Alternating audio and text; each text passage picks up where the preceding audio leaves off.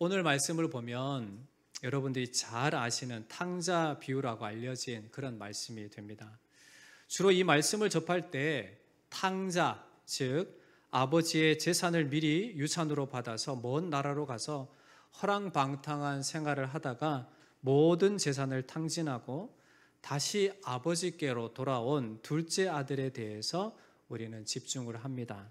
맞습니다. 집중해야 합니다. 그러나 오늘 말씀은 탕자인 둘째 아들이 아니라 첫째 아들에게 집중하게 하는 말씀이 되겠습니다.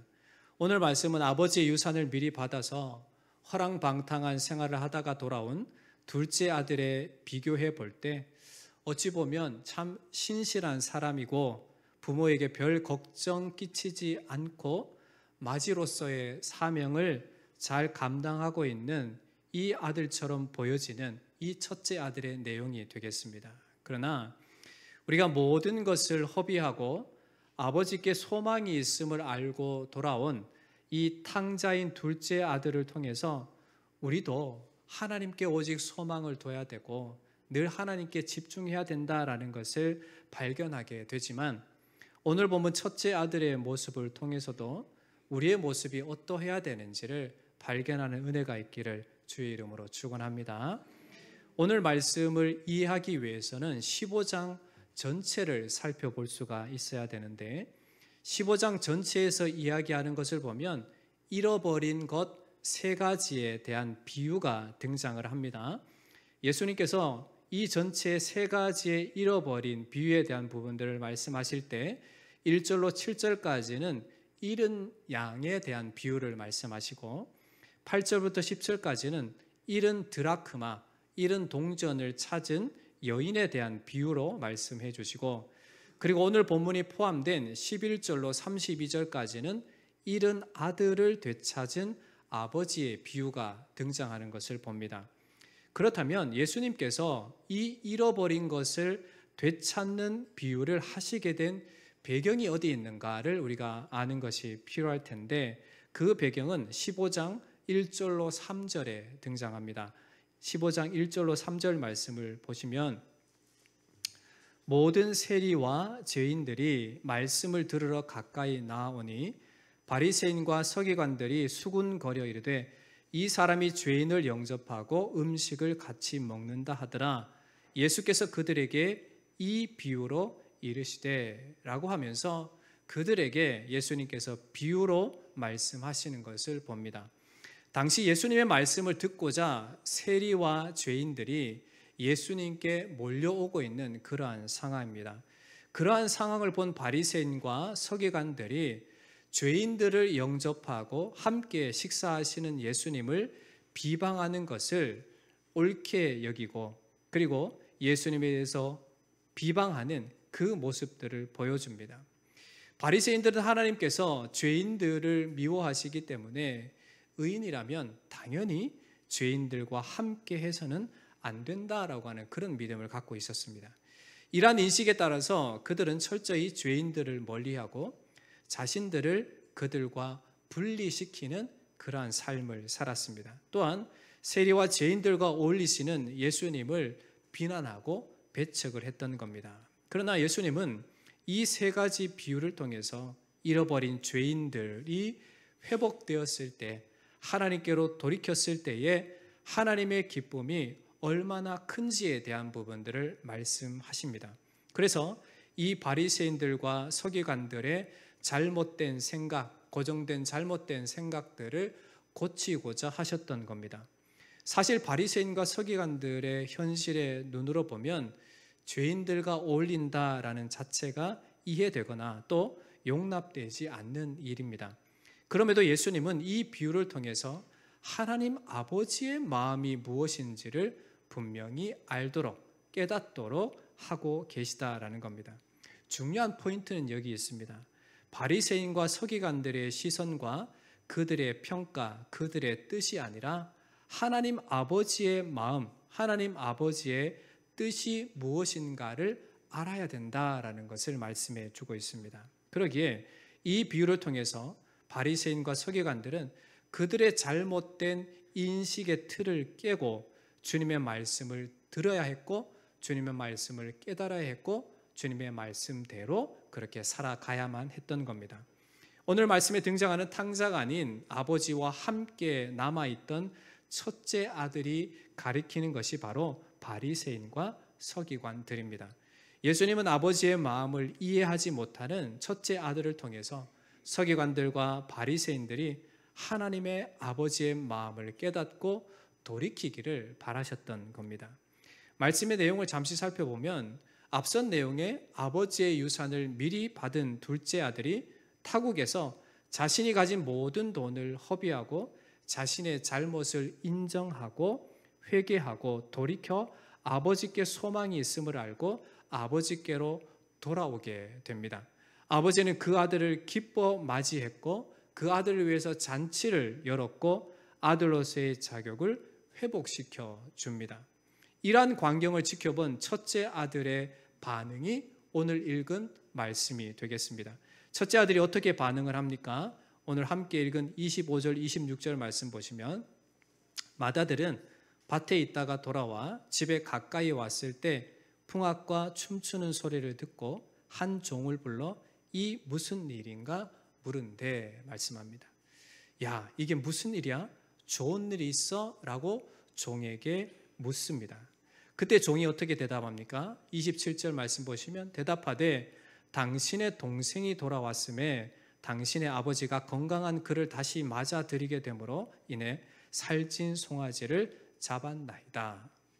사실 이 이야기를 들었을 때 종으로부터 어떠한 이 자초지종을 들었을 때 만약 아버지의 마음을 이 첫째 아들이 알고 있었고 그리고 아버지가 둘째 아들에 대한 걱정과 염려함을 이해하고 있었다라고 한다면 아버지와 늘 마음을 함께 나누고 걱정하고 염려하고 함께 그 일들에 대해서 생각하고 있었다면 지금 현재 둘째 아들이 돌아와 탕자가 돌아온 그 사실로 인해서 아버지가 기뻐하며 잔치를 벌인 일에 있어서 이 첫째 아들은 동일한 아버지의 마음으로 참여하는 것이 마땅했습니다. 그런데 어떤 반응을 보입니까? 자초지종을 들은 첫째 아들의 태도를 보면 28절에 그가 노하여 들어가고자 하지 아니했다라고 말씀을 합니다. 그가 노해서 들어가고자 하지 아니했다라는 것, 여러분 어떤 분위기인지 다 짐작이 되시죠? 심통이 났습니다. 화가 났습니다.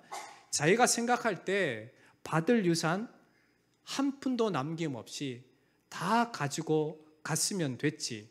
또 그 돈 다 쓰고 거짓골로 돌아온 놈에게 화를 내고 쫓아내는 것이 당연한데 오히려 살찐 송아지를 잡고 잔치를 하다니 첫째 아들의 생각으로는 말이 안 되는 그러한 상황이었던 겁니다. 이런 아들을 위해서 아버지는 어떻게 합니까? 나와서 권면합니다. 그리고 31절, 32절에 이렇게 타일러 설명하며 이해시키고자 합니다. 31절과 32절 말씀 보시면 아버지가 이르되 예, 너는 항상 나와 함께 있으니 내 것이 다 내 것이로되 이 내 동생은 죽었다가 살아났으며 내가 잃었다가 얻었기로 우리가 즐거워하고 기뻐하는 것이 마땅하다 하니라. 아버지는 첫째 아들에게 왜 이렇게 할 수밖에 없었는지에 대한 부분들을 설명하고 그리고 이해시키고 달래고 타이르는 것을 보게 됩니다. 오늘 이런 말씀을 통해서 우리가 주목해 보아야 할 것은 바로 아버지의 마음, 즉 하나님의 마음이 무엇이었는가에 있습니다. 돌아온 탕자에 대한 아버지의 마음은 기쁨이었습니다. 그런데 그 기쁨에 동참하지 못하는 자가 누구입니까? 아버지와 늘 함께 있다고 하는 아버지의 첫째 아들이었다라는 겁니다. 왜 첫째 아들은 그 기쁨의 잔치에 참여하고자 하지 않았습니까? 아버지의 마음을 헤아리지 못했기 때문에 그렇습니다. 아버지의 마음이 어떠한 마음이었는지를 알지 못했기 때문에 그렇습니다. 아니, 아버지의 마음이 어떤 마음인지 알려고 하지 않았기 때문에 그렇습니다. 단지 그 자신의 생각은 자신에게만 집중이 되어 있고 자신의 생각과 뜻이 앞서 있기 때문에 아버지가 어떠한 일을 할 때 그 돌아온 탕자 둘째 아들을 위해 잔치를 벌였을 때 이것은 말이 안 된다라고 하는 자기 기준으로서의 판단만 할 뿐이었다라는 겁니다. 세상에 살다 보면 이런 사람들이 있죠. 아무리 좋은 말을 하고 설득하고 옳은 것을 제시해도 자기 고집을 꺾지 않으려고 하는 사람이 있습니다. 누가 뭐래도 자기 생각이 맞다고 고집하는 사람들이 있습니다. 그 사람이 바로 오늘 본문에 나오는 첫째 아들이다라고 할 수 있겠습니다.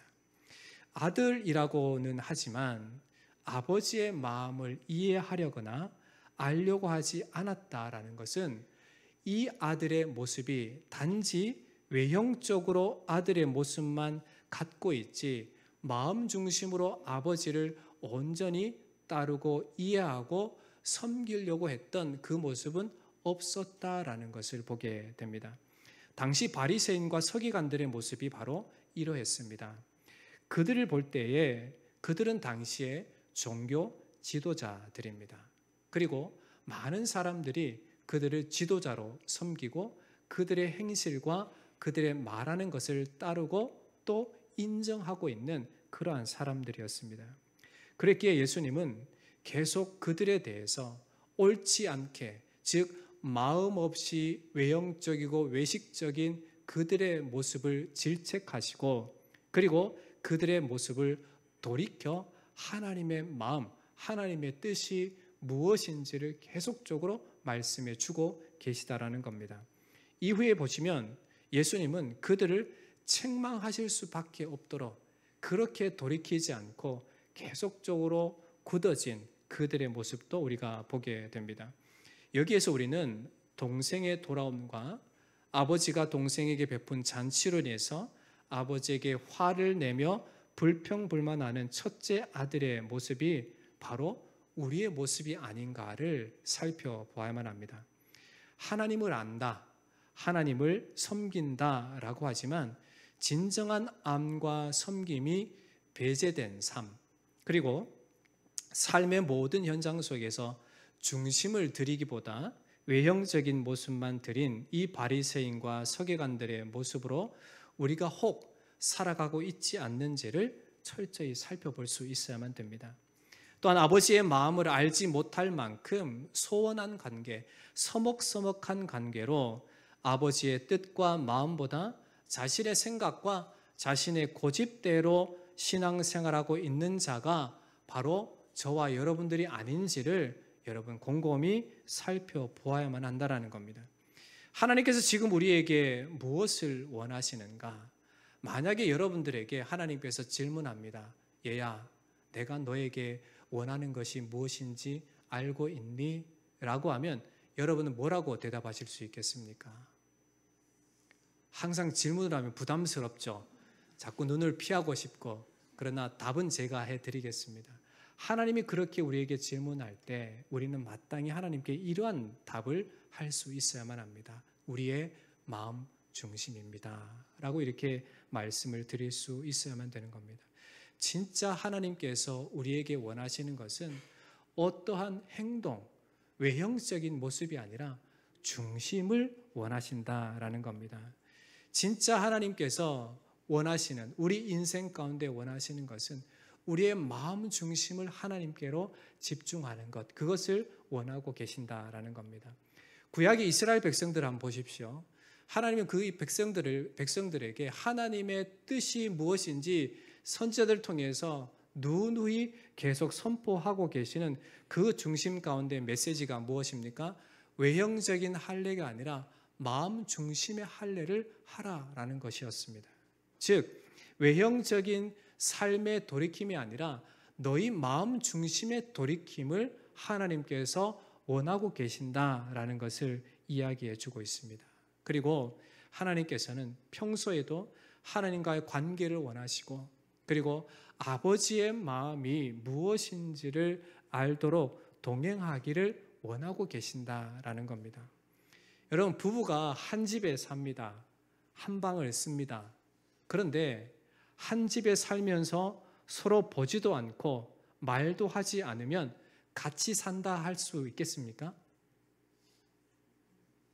대답을 못 하시겠죠. 경험한 바가 없으시니까.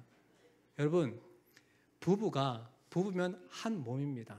그렇다면 항상 얼굴을 맞대야 되고 항상 대화가 오가야만 합니다. 그런데 부부가 얼굴도 대면하지 않고 말도 하지 않으면 아무리 같은 집에 산다고 해도 그것만큼 어색한 모습이 없습니다. 세상 어디에도 보면 그것만큼 어색한 것이 없습니다. 만약 우리가 하나님의 자녀다라고 한다면 하나님 살아계시고 지금 이 순간에도 함께 하신다라는 것을 안다면 늘 그분을 인식하고 살아가야만 되는 겁니다. 그리고 늘 그분을 바라볼 수 있어야 되고 늘 그분과 소통하고 교제하고 동행함이 있어야 된다는 겁니다. 지난 금요일에 우리 믿음의 선조 에녹에 대해서 나누었습니다. 한번 질문해 볼까요? 에녹의 특징이 무엇입니까?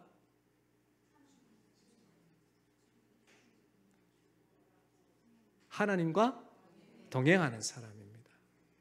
100점 드리겠습니다. 여러분, 하나님과 동행한다는 게 뭡니까? 부부가 한 몸을 이룬 것처럼 하나님과 매우 친밀한 교제함이 바로 동행함입니다. 늘 하나님과 함께 걷는 것이 하나님과 동행함이요, 하나님의 방식으로 내 삶의 방식을 맞춰 살아가는 것이 바로 하나님과 동행함입니다. 지금 이 시대에 살아가는 우리 신앙인들의 문제가 무엇인지 아십니까? 외식화되고 형식화된 겁니다. 예배는 드리지만 하나님의 존재를 인식하지 않고 예배를 드립니다. 지금 우리가 이 시간 주일 오전 11시에 이 예배당에 와서 함께 예배를 드리지만 이 예배의 주인 되신 하나님이 지금 이 시간 임재하시고 함께 하시고 우리 예배를 받기를 원하신다라고 하는 그 존재에 대한 부분들을 생각지 않고 단지 내 시간을 내가 내어서 그냥 예배 드리는 그런 외형적인 외식화된 모습이 바로 우리의 모습이 아닌가. 지금 이 시대를 살아가는 이 성도라고 하는 신앙인들의 가장 큰 문제가 아닌가 생각을 한번 해보게 됩니다. 여러분은 어떻습니까? 우리가 하나님 앞에 예배 드릴 때에 참으로 예배를 받으시는, 기뻐 받으시는 예배의 중심이 된 그러한 하나님의 존재를 인정하고 경험하고 있는 참으로 살아계신 하나님께 우리의 마음 중심을 드리는 그러한 예배를 드리고 있는가? 여러분, 마땅히 성도라면, 하나님의 자녀라면 마음 중심을 다한 예배를 드릴 수 있어야 되는 겁니다. 예배를 준비하기 위해서 토요일 날 저녁에 예배를 미리 다 준비하는 시간을 가져야 되고, 일주일에 아무리 바쁜 일이 있어도 하나님 앞에 예배하는 그 시간을 놓치지 않기 위해 이전에 바쁜 모든 일을 다 해내야만 되는 겁니다. 아무리 급박한 약속이 있어도 하나님을 예배하는 그 예배의 시간을 놓치지 않기 위해서 힘써 살아가야만 된다는 것입니다. 그것이 외형적인 모습이 아니라 중심을 하나님 앞에 드리고자 하는 열심이 되는 겁니다. 여러분, 기쁨의 잔치가 벌어졌지만 큰아들은 오히려 그 기쁨의 잔치에 참여하기보다 불평과 불만을 터뜨립니다. 그 잔치는 내가 누려야 하고 내가 중심이 되어야 하고 내가 주인이 되어야 한다라고 하는 자기 중심, 자기의를 드러내는 그러한 자였습니다. 여러분, 그 잔치의 진짜 주인공은 누구입니까? 돌아온 둘째 아들도 아닙니다. 아버지의 마음입니다. 얼마나 기쁘고 감사하고 즐거우면 잔치를 아버지가 벌이겠습니까? 이처럼 우리 인생의 주인공은 하나님이 되십니다. 우리의 예배의 주인도 하나님이 되십니다. 우리 찬양대가 조금 전에 은혜로운 찬양을 했는데 이 찬양을 받으시는 대상도 누가 되십니까? 하나님이 되십니다. 우리의 삶의 이유와 목적도 하나님이 되시고, 그러기에 우리가 살아가는 모든 삶의 현장 속에서 항상 드러나는 해답은 하나님이 되신다라는 겁니다. 그러나 우리의 삶을 돌이켜보면 내가 주인이 되어 살고자 하는 그러한 삶의 모습이 너무나도 크다라는 것을 발견하게 됩니다. 여러분, 오늘 이 말씀을 통해서 깨닫고 여러분 돌이키시기를 주의 이름으로 축원합니다. 그래서 우리의 삶을 통해서 참으로 하나님의 마음을 알고 하나님께 우리의 중심을 들여서 그 하나님을 온전히 섬기는, 그 하나님을 온전히 예배하는, 그 하나님을 온전히 따르는 동행함이 여러분들의 삶 가운데 있기를 주의 이름으로 축원합니다. 계속 제가 누누이 말씀드리는 것 중에 한 가지가 우리 인생은 짧다라는 것을 말씀을 드립니다. 그런데 이 짧은 인생을 잠시 제쳐두고 그 이후에 우리 인생이 끝난, 우리의 생명이 끝나는 이후의 영원한 삶을 주관하시고 우리에게 허락하신 분이 누구이십니까? 하나님이십니다. 그 영원한 삶을 위해서 오늘 우리를 부르신 분이 누구입니까? 하나님이십니다. 여러분, 그 영원한 생명을 소유하기 위해서 우리가 죽어서 그 영원한 생명을 소유할 수 없습니다. 지금 우리가 살아있는 동안 하나님께 인격적으로 반응한 그 믿음을 통해서만 영원히 우리에게 주어지게 되어 있습니다.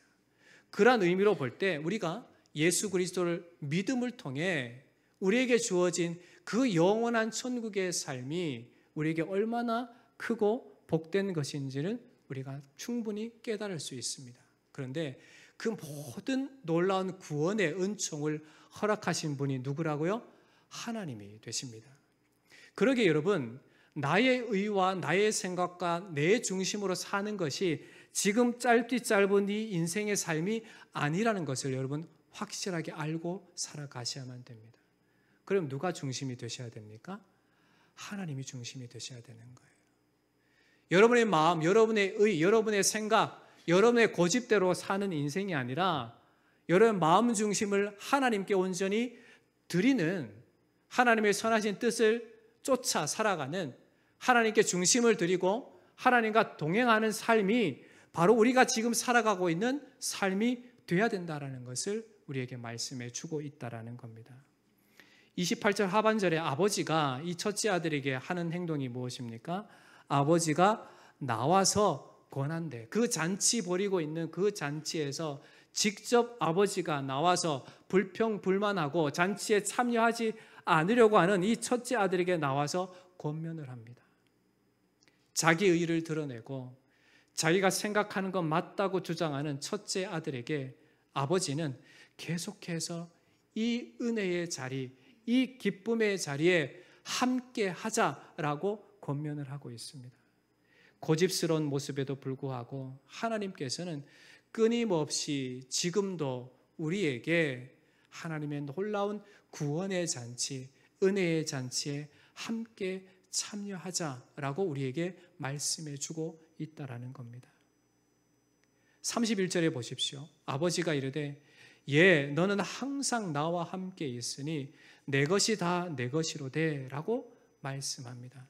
사실 첫째 아들은 그 집의 주인이나 다름이 없습니다. 왜냐하면 아버지의 모든 것이 다 그의 소유였고 가장의 권리를 이후에는 가장의 권리를 충분하게 행사할 수 있는 유일한 사람이 바로 첫째 아들이었기 때문에 그렇습니다.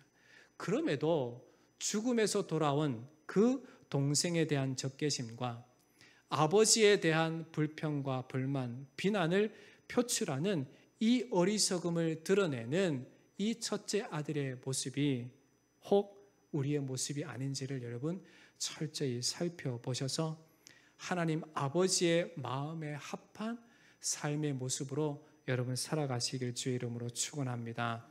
하나님은 우리의 마음을 원하십니다. 그래서 늘 주님과 깊은 교제함 가운데 동행하기를 원하시고 그래서 아버지 안에 있는 그 풍성함, 아버지 안에 함께 누릴 수 있는 그 기쁨을 누리기를 원하신다라는 겁니다. 하나님을 향한 마음은 늘 깊은 교제함과 동행함으로 함께 하나님과 기쁨을 누리기를 원하신다. 하나님 안에 있는 그 풍성함을 누리기를 원하신다라는 겁니다. 여러분, 내 뜻이 아닙니다. 내 기준이 아닙니다. 하나님의 뜻과 하나님 안에서 참된 기쁨을 누리기를 원하시는 것이 하나님의 마음이다라는 겁니다. 세상 사람들은 자기 기준이 전부인 양 그렇게 살아갑니다. 하나님이 필요 없다라고 이야기합니다. 그러나 우리 인생에 가장 필요하신 분은 하나님이십니다. 그러기에 내 마음과 내 뜻이 아니라 오직 하나님의 마음에 합한 인생으로 하나님께 중심을 드리는, 하나님께 집중된 그러한 믿음의 삶을 여러분 살아내시길 주의 이름으로 축원합니다. 시편 16편 11절에 시편 기자는 이렇게 얘기합니다. 주께서 생명의 길을 내게 보이시리니 주의 앞에는 충만한 기쁨이 있고 주의 오른손에는 영원한 즐거움이 있나이다 라고 말씀합니다. 골로새서 2장 3절에 사도 바울은 그 안에, 즉 그리스도 예수 안에는 지혜와 지식의 모든 보화가 감춰져 있느니라 라고 말씀해 주고 있습니다. 하나님의 말씀은 그리스도 예수 안에, 하나님 안에 너무나 놀라운 큰 기쁨의 일이 있고 그 안에 놀라운 지식의 모든 보화, 지혜와 지식의 모든 보화가 있다라고 말씀해 주고 있습니다. 그러므로 우리는 하나님과 늘 깊은 교제함과 동행함을 통해서 그리스도 예수 안에 있는 그 생명, 그리스도 예수 안에 있는 그 충만한 기쁨, 영원한 즐거움과 지혜와 지식의 모든 보화를 경험하고 누리는 인생이 되어야 될 줄 믿습니다. 그것을 거부하는 것이 아니라 그것에 함께 동참해서 하나님 우리에게 주시고자 하는 그 풍성한 은혜를 날마다 누려나가는 귀하고 복된 삶이 저와 여러분들의 삶이 되시기를 주의 이름으로 간곡히 부탁을 드립니다. 기도하겠습니다. 하나님 아버지, 하나님의 마음이 지금 이때에 우리를 향한 하나님의 마음이 무엇인지를 생명의 말씀을 통해서 분명히 알게 하셔서 늘 하나님과 깊은 교제함과 동행함 가운데 우리의 마음 중심을 주님 앞에 드리게 하여 주시옵소서. 외형적이고 외식적인 가식적인 모든 부분들 벗어버리고 참으로 하나님께서 기쁘게 받으시는 그러한 삶으로 하나님의 영광을 드러내는 우리 사랑하는 모든 성도들이 되어지도록 인도해 주시옵소서. 살아계신 예수님의 이름으로 간절히 기도하옵나이다. 아멘.